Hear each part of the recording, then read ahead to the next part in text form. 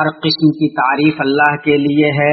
وہ اپنے بندوں کے کم عمل سے راضی ہوا اور ان کی کوتاہیوں لغزش سے اس نے درگزر کیا، انہیں نعمتوں سے نوازا اور اپنے اوپر اس نے رحمت کو واجب کیا۔ میں اس پاک ذات کی حمد بیان کرتا ہوں اور اس کا شکر بجا لاتا ہوں اور اس کی ثنا بیان کرتا ہوں اور اس سے مغفرت طلب کرتا ہوں، اور میں گواہی دیتا ہوں کہ ایک اللہ کے سوا کوئی معبود برحق نہیں، اس کا کوئی شریک نہیں۔ جس نے اس کی ہدایت کی پیروی کی وہ نہ گمراہ ہوگا اور نہ بدبخت، اور جس نے اس کے ذکر سے اعراض کیا تو اس کی زندگی تنگی میں رہے گی اور وہ قیامت کے دن اندھا اٹھایا جائے گا۔ اور میں گواہی دیتا ہوں کہ ہمارے سردار اور نبی محمد اللہ کے بندہ اور اس کے رسول ہیں۔ آپ کے رب نے آپ کو جہانوں کے لیے رحمت، عمل کرنے والوں کے لیے قدوہ، سالکین کے لیے زیادہ حق اور تمام مخلوقات پر حجت بنا کر مبعوث کیا۔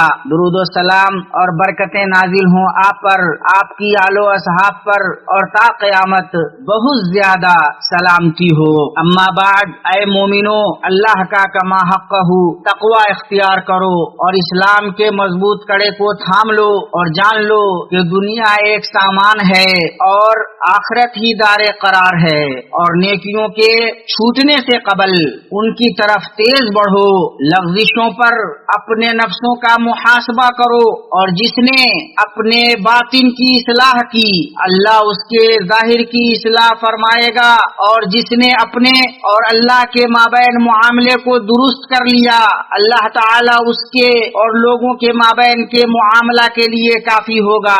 اللہ تبارک و تعالی کا فرمان ہے، اے ایمان والو، اگر تم اللہ کا تقوی اختیار کرتے رہو گے تو اللہ تعالیٰ تم کو ایک فیصلہ کی چیز دے دے گا اور تم سے تمہارے گناہ دور کر دے گا اور تم کو بخش دے گا، اور اللہ تعالیٰ بڑے فضل والا ہے۔ امت مسلمہ شریعت اسلامیہ نے ہر اس چیز کی طرف بلایا ہے جو اخوت کے مفہوم کو پورا کرے اور الفت و مودت کو بڑھائے اور اس پر اجر و ثواب رکھا ہے، اور ہر اس چیز سے منع کیا ہے جو اختلاف و فتنہ کا باعث ہو اور اس کی طرف جانے والے راستوں کو بند کیا ہے۔ من جملہ جن چیزوں سے شریعت نے منع کیا ہے ان میں بدگمانی بھی ہے، اور بدگمانی کہتے ہیں بغیر کسی دلیل اور حجت کے تہمت لگانا، اور برا گمان حق کے معاملے میں کچھ بھی فائدہ نہیں دے سکتا۔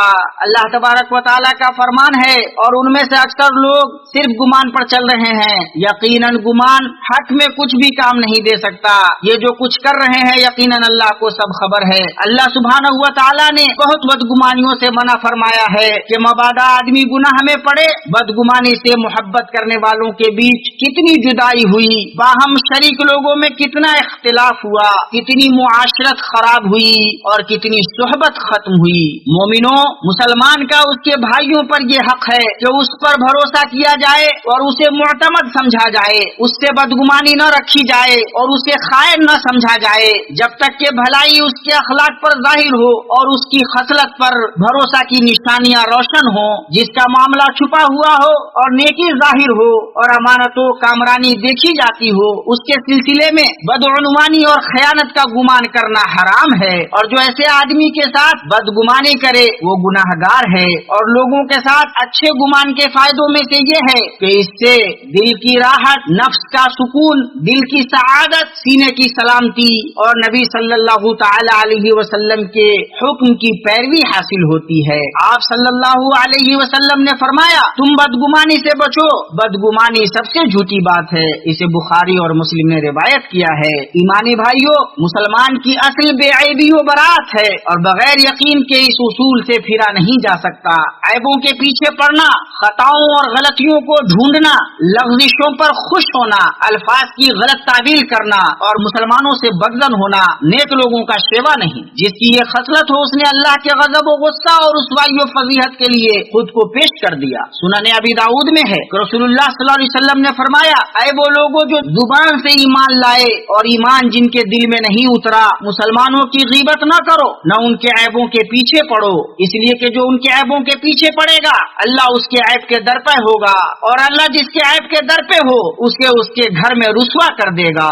جو لوگ لوگوں سے جھوٹے گمانوں کے ساتھ برتاؤ کرتے ہیں ان کے اندر کینے اور عداوتیں پائی جاتی ہیں جن سے ان کے دل پریشان ہوتے ہیں، زندگی اجیرن اور بے کیف ہو جاتی ہے، یوں اس کی गुजर बसर तंग हो जाती है और बसीरत अंधी हो जाती है। वो ताबीलों, तखमीनों, तजजियों और तफसीरों की पनाह लेता है और ये दावा करता है कि ये दानिशमंदी और ज़हानत है, जबकि हकीकत में ये नियतों से खेलने की किस्मों में से एक किस्म है। और आदमी अपनी बदजन्नी के आगे सिपर डालता रहता है। वो लोगों की बुराइयों और लग़्ज़िशों का जिक्र करके उनकी ऐबजोई करता रहता है, उनकी हालतों को बिगाड़ कर पेश करता रहता है, यहाँ तक कि वो ख्याल करता है कि लोग बिगड़ गए और हलाक हो गए, जबकि वो उनमें सबसे बुरे हाल में होता है, क्योंकि उसने जो उनकी ऐबजोई की और गीबत की और उन्हें कमतर और हकीर जाना और खुद को उन पर फौकियत दी, उस सब का उसे गुनाह मिला। अबू हुरैरा रज़ियल्लाहु अन्हु से रिवायत है कि रसूलुल्लाह सल्लल्लाहु अलैहि वसल्लम ने फरमाया, जब आदमी कहे कि लोग हलाक हो गए तो वो सबसे ज्यादा हलाक होने वाला है।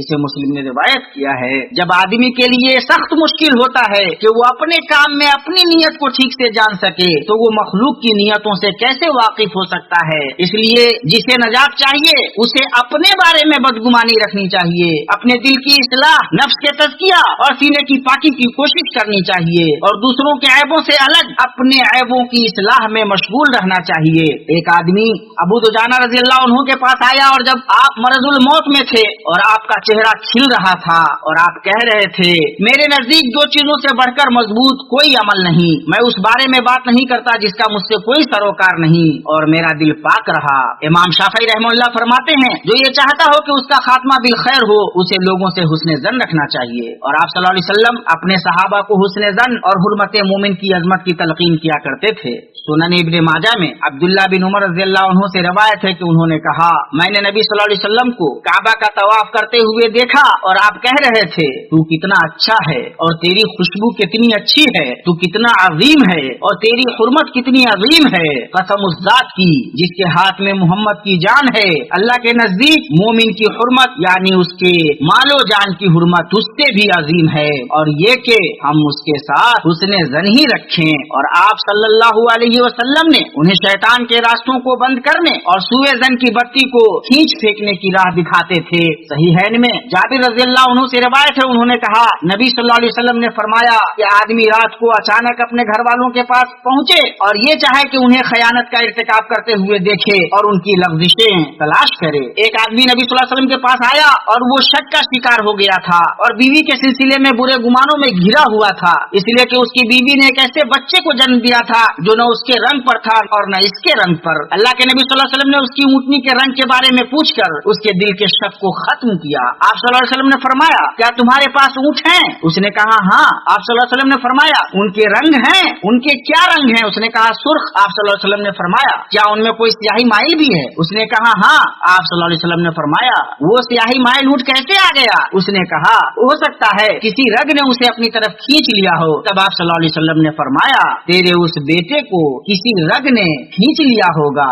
और नबी सल्लल्लाहु अलैहि वसल्लम उसामा बिन ज़ैद पर गुस्सा हुए जब उन्होंने उस शख्स को नियत की ताबील करते हुए कत्ल कर दिया था जिसने ला इलाहा इल्लल्लाह कहा था। सही मुस्लिम में है, आप सल्लल्लाहु अलैहि वसल्लम ने उसामा रज़ियल्लाहु अन्हु से कहा, क्या उसने ला इलाहा इल्लल्लाह कहा था और तुमने उसे कत्ल कर दिया? उसामा कहते हैं, मैंने कहा, अल्लाह के रसूल, उसने हथियार के डर से कहा था। आप सल्लल्लाहु अलैहि वसल्लम ने फरमाया, तुमने उसका दिल फाड़ कर क्यों न देख लिया कि उसने कहा या नहीं? और इसका मफहूम यह है कि तुम जुबान जो बोलती है उसके मुकल्लफ हो, जहाँ तक दिलों का ताल्लुक है तो उनके अंदर क्या है, उनकी मार्फत का तुम्हारे पास कोई रास्ता नहीं। अहकाम के अंदर जाहिर पर अमल होगा और अल्लाह तबारक व तआला बातिन का मालिक है। और दूसरी रिवायत में है, उसामा को अल्लाह के नबी सल्लल्लाहु अलैहि वसल्लम ने बुलाया और कहा, तुमने उसे क्यों कत्ल कर दिया? उसामा रज़ियल्लाहु अन्हु ने कहा, अल्लाह के रसूल, उसने मुसलमानों को तकलीफ पहुँचाई, फला फला को कत्ल किया। हजरत उसामा ने चंद मुसलमानों के नाम लिए, फिर मैं उस पर जा चढ़ा। जब उसने तलवार देखी तो कहा, ला इलाहा इल्लल्लाह। रसूलुल्लाह सल्लल्लाहु अलैहि वसल्लम ने फरमाया, क्या तुमने उसे कत्ल कर दिया? हजरत उसामा ने कहा, हाँ। आप सल्लल्लाहु अलैहि वसल्लम ने फरमाया, जब कयामत के दिन कलमा ला इलाहा इल्लल्लाह आएगा तो तुम उसका क्या करोगे? उसामा ने कहा, अल्लाह के रसूल, मेरे लिए मग़फ़िरत की दुआ कर दीजिए। आप सल्लल्लाहु अलैहि वसल्लम ने फरमाया, तुम कलमा ला इलाहा इल्लल्लाह का क्या करोगे जब वो कयामत के दिन तुम्हारे सामने आएगा? उसामा कहते हैं, आप सल्लल्लाहु अलैहि वसल्लम बस यही कहते रहे, तुम कलमा ला इलाहा इल्लल्लाह का क्या करोगे जब वो कयामत के दिन तुम्हारे सामने आएगा? अल्लाह तबारक व तआला का फरमान है, ऐ ईमान वालो, बहुत बदगुमानियों से बचो, यकीन मानो के बाद बदगुमानियां गुनाह है, और भेद न टटोला करो और न तुम में से कोई किसी की ग़ीबत करे। क्या तुम में से कोई भी अपने मुर्दा भाई का गोश्त खाना पसंद करता है? तुमको इससे घिन आएगी और अल्लाह से डरते रहो, बेशक अल्लाह तौबा कबूल करने वाला है। अल्लाह मुझे اور آپ کو قرآن و سنت میں برکت سے نوازے، مجھے اور آپ کو ان میں موجود نشانیوں اور حکمت سے فائدہ پہنچائے۔ میں اپنی یہ بات کہتا ہوں اور اپنے لیے اور آپ کے لیے ہر گناہ اور خطا سے اللہ کی مغفرت طلب کرتا ہوں، آپ بھی اس سے مغفرت طلب کیجیے، بلا شبہ وہ بہت بخشنے والا ہے۔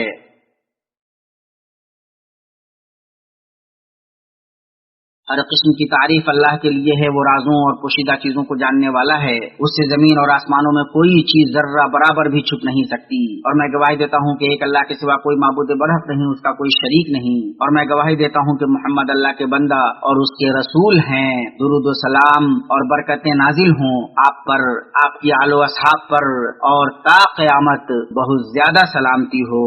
اما بعد، مسلمانوں، دوسروں کے ساتھ حسن ظن رکھنے پر جو اسباب مددگار ہیں، ان میں یہ ہے کہ ان کی باتوں اور کاموں کا سب سے اچھا مفہوم لیا جائے اور ان کے لیے عذر تلاش کیے جائیں۔ حسن ظن اور اس پر ابھارنے کے سلسلے میں سلف کے اقوال بہت ہیں۔ عمر بن خطاب رضی اللہ عنہ نے کہا، کسی مسلمان آدمی کے لیے جائز نہیں جو اپنے کسی بھائی سے کوئی بات سنتا ہے کہ وہ اس بات کے سلسلے میں بدگمان ہو، جبکہ وہ بھلائی کی کسی چیز میں اس کا راستہ پاتا ہے۔ اور سعید بن المسیب رحمہ اللہ نے فرمایا، نبی صلی اللہ علیہ وسلم کے صحابہ میں سے میرے بعض بھائیوں نے مجھے لکھا، اپنے بھائی کے معاملے کو سب سے اچھے محمل پر رکھ، یہاں تک کہ تیرے پاس وہ بات آ جائے جو اس کے خلاف ہو۔ مسلمان آدمی کی زبان سے نکلے ہوئے کسی کلمہ کی وجہ سے اس سے ہرگز بدظن نہ ہو، جبکہ تو بھلائی میں اس کا کوئی مفہوم لے سکتے ہو۔ مسلمان اپنے بھائی سے صادر ہونے والے قول و فعل کو اچھے مفہوم پر محمول کرتا ہے، جب تک کہ ظن یقین جازم میں نہ بدل جائے۔ اللہ عز و جل نے تمہیں ہمیں تحقیق کا حکم دیا ہے۔ اللہ تبارک و تعالیٰ کا فرمان ہے، اے مسلمانوں، اگر تمہیں کوئی فاسق خبر دے تو تم اس کی اچھی طرح تحقیق کر لیا کرو۔ اصل یہ ہے کہ ہم لوگوں کے ساتھ حسن ظن رکھیں جب تک قرائن سے اس کے خلاف باتیں واضح نہ ہو جائے، اور یہ بھی کہ ان کے بارے میں جو برائی اور شر سے پہچانے جاتے ہوں۔ مسند احمد میں ہے، عمر بن خطاب رضی اللہ عنہ نے کہا، جس نے تم میں سے ہمارے لیے خیر کو ظاہر کیا، ہم اس کے بارے میں خیر کا ہی گمان رکھیں گے اور اس پر اس سے محبت کریں گے، اور جس نے تم میں سے ہمارے لیے شر کو ظاہر کیا، اس کے بارے میں شر کا گمان رکھیں گے اور اس سے نفرت کریں گے۔ ایمانی بھائیوں، تو جس طرح مسلمان کو روکا گیا ہے کہ وہ اپنے بھائیوں کے بارے میں برا گمان رکھے، اسی طرح اسے یہ حکم دیا گیا ہے کہ تہمتوں کی جگہ سے بچے، تاکہ لوگوں کے دلوں کو اس کے تئیں بدگمانی رکھنے اور ان کی زبانوں کو اس کی غیبت کرنے سے بچائے۔ صحیحین میں صفیہ بنت حوئی رضی اللہ عنہا سے روایت ہے، انہوں نے کہا، اللہ کے نبی صلی اللہ علیہ وسلم اعتکاف میں تھے، میں ایک رات آپ صلی اللہ علیہ وسلم سے ملنے آئی، میں نے آپ سے باتیں کی اور پھر میں لوٹنے کے لیے کھڑی ہوئی، آپ مجھے چھوڑنے کے لیے کھڑے ہوئے۔ اسی درمیان انصار کے دو آدمی گزرے، انہوں نے جب نبی صلی اللہ علیہ وسلم کو دیکھا تو تیزی کی۔ آپ صلی اللہ علیہ وسلم نے فرمایا، ٹھہرو، یہ صفیہ بنت حوئی ہیں۔ ان دونوں نے کہا، سبحان اللہ، اے اللہ کے رسول۔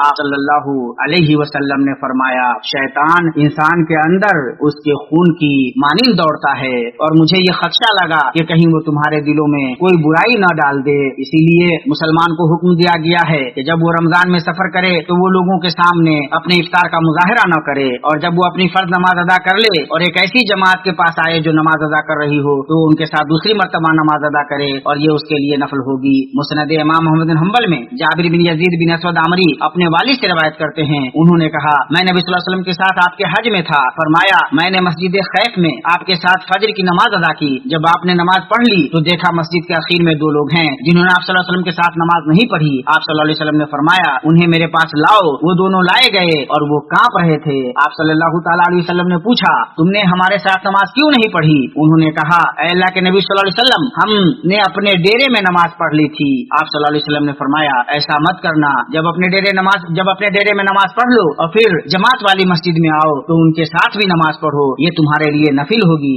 اے اللہ، ہمیں سب سے اچھے اخلاق پر چلا، سب سے اچھے اخلاق پر تو ہی چلا سکتا ہے، اور ہم سے برے اخلاق کو پھیر دے، برے اخلاق کو ہم سے تو ہی پھیر سکتا ہے۔ اے اللہ، درود نازل فرما محمد آپ کی بیویوں اور ذریت پر جیسا کہ تو نے آل ابراہیم پر درود بھیجا، اور برکتیں نازل فرما محمد اور آپ کی بیویوں اور ذریت پر جیسا کہ تو نے آل ابراہیم پر برکتیں نازل فرمائی۔ بلا شبہ تو قابل حمد و صاحب شوکت ہے۔ اے اللہ، تو راضی ہو جا ہدایت یافتہ ائمہ اور خلفائے راشدین ابو بکر، عمر، عثمان، علی اور بقیہ سارے صحابہ سے، اور تا قیامت ان سے جو درست طریقے سے ان کی پیروی کریں، اور اپنے عفو کرم اور جود و سخا سے راضی ہو جا۔ اے ارحم الراحمین، اے اللہ اسلام اور مسلمانوں کو غلبہ عطا کر، اے اللہ اسلام اور مسلمانوں کو غلبہ عطا کر، اے اللہ اسلام اور مسلمانوں کو غلبہ عطا کر، اے اللہ دین کی حفاظت فرما، اس ملک کو اور مسلمانوں کے بقیہ تمام ملکوں کو پرامن و پرسکون بنا دے اے اللہ، فارغ بنا دے اے اللہ، ہر جگہ مسلمانوں کے احوال درست فرما اے اللہ۔ ہم تیرے فضل و کرم اور تیرے جود و سخا کے واسطے سے سوال کرتے ہیں کہ تمہیں ہر برائی اور ناپسندیدہ چیز سے بچا اے اللہ، ہر جگہ مسلمانوں کے احوال درست فرما اے اللہ۔ جو ہمارے ساتھ برائی کا ارادہ کرے، ہمارے ملک کے ساتھ برائی کا ارادہ کرے تو اس کو اپنی ذات میں الجھا دے اے حی اے قیوم اے اللہ۔ ہمارے خادم ہرمن شریفین کو تو اپنی مرضی اور اپنے منشا کے مطابق چلنے کی توفیق دے اے اللہ، انہیں اور ولی عہد کو اور ان کے عوان و انصار کو اس کی توفیق دے جس میں اسلام اور مسلمانوں کی بھلائی ہو اے اللہ۔ تم اسلام اور مسلمانوں کی طرف سے انہیں بہترین بدلہ دے اے اللہ۔ تو تمام تر مسلم سربراہوں کو اس کی توفیق دو جو تو چاہتا ہے اور جس سے تو راضی ہوتا ہے اے اللہ۔ ہمارے جوانوں کی حفاظت فرما اے اللہ، ہمارے گناہوں کو بخش دے اے اللہ، ہمارے اوپر پردہ فرما اے اللہ، ہماری مغفرت فرما، ہماری ذریت کی مغفرت فرما اے اللہ۔ تو بہت زیادہ قبول کرنے والا ہے اے اللہ، تو ہماری توبہ قبول کر لے اے اللہ۔ ہمیں دنیا میں بھی بھلائی دے اور آخرت میں بھی بھلائی سے نواز اور ہمیں دوزخ کے عذاب سے محفوظ رکھ۔ پاک ہے آپ کا رب جو بہت بڑی عزت والا ہے، اور اس سے جو مشرک بیان کرتے ہیں۔ پیغمبروں پر سلام ہے اور سب طرح کی تعریف اللہ کے لیے ہے جو سارے جہان کا